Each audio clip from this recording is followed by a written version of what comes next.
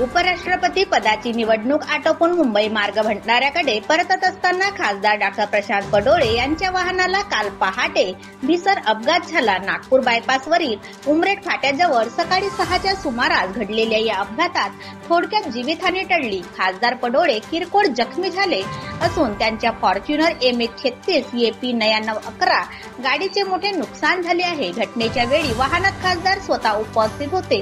दिल्ली येथे उपराष्ट्रपती पदाकरिता मतदान करून हे विमानाने मुंबईला पोहोचले.